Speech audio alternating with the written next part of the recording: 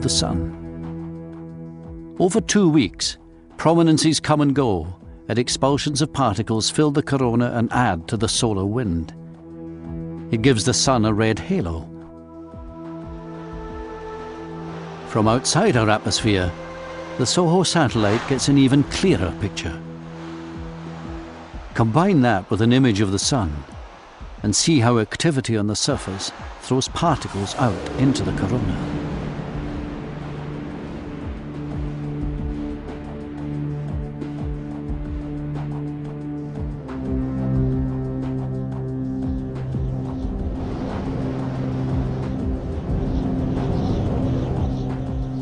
But radiation and winds are not the only things coming from the Sun. Tiny particles, neutrinos, stream out from the nuclear core. A byproduct of fusion, they are like the exhaust from a car that can tell us how the nuclear engine is running.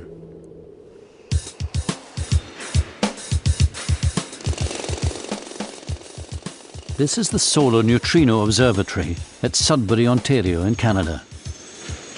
For 3 years, they've excavated an enormous cavern, over 1.5 kilometers underground and 36 meters high. The heart of the detector, where they hope to catch a few neutrinos, is a gigantic water tank. If our eyes could see neutrinos, they'd rain down heavier than the worst blizzard imaginable. Nothing gets in their way. Passing through a kilometer of rock, that's nothing for these unstoppable particles. This experiment needs $300 million worth of heavy water. They can't afford to buy it, so they've borrowed it. They use heavy water because it gives off a tiny flash of light when it's hit by a neutrino, and that flash is what they look for. Different nuclear reactions give out different types of neutrino. The sort of neutrino and their number are strong indicators about which reactions are taking place. No other experiment can tell us so much about the Sun's core.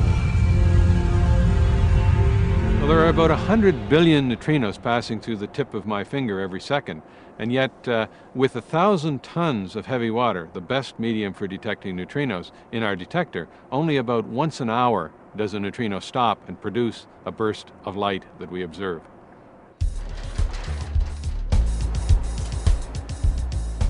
Duncan Hepburn goes to work in a solar observatory where the sun will never shine.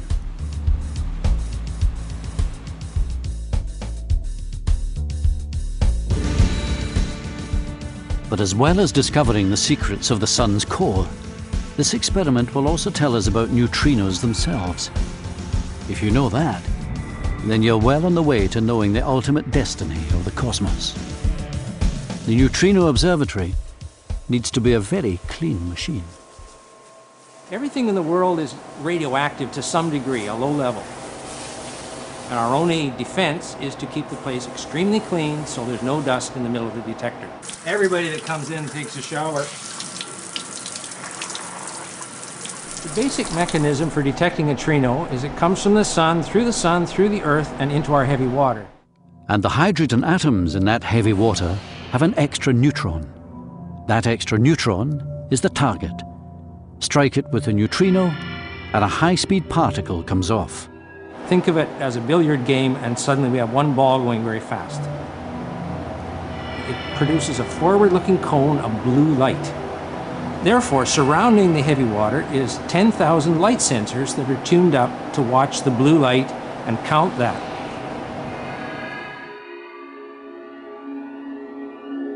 This forward cone of light indicates the direction the neutrino came from. That's a very valuable signal because we can always match that up with where we think the sun is in the sky at that time. As well as divulging the secrets of the sun, the Sudbury experiment could tell us far, far more. The most fundamental question of science may be answered here. Sparkles in the water should reveal how much the neutrino weighs. Know that, and you can forecast the future of the universe. There are more neutrinos than any other type of particle in the universe, If they have even a tiny mass, that can influence the current expansion that has been taking place since the original Big Bang, and perhaps even create a big crunch billions of years in the future. But whatever the end for the universe, the death of our sun will be much sooner. In 3 billion years' time, any earthly life is doomed to burn to a crisp.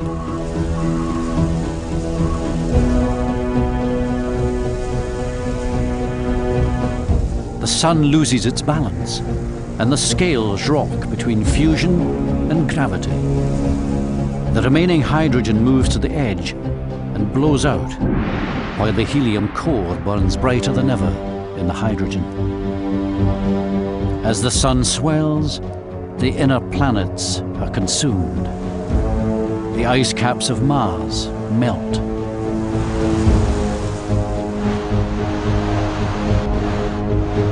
The larger, but not so heavy sun loses its grip on the planets, and they move away.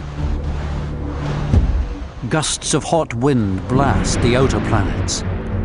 Saturn is stripped to its core, and its icy rings melt and vaporize.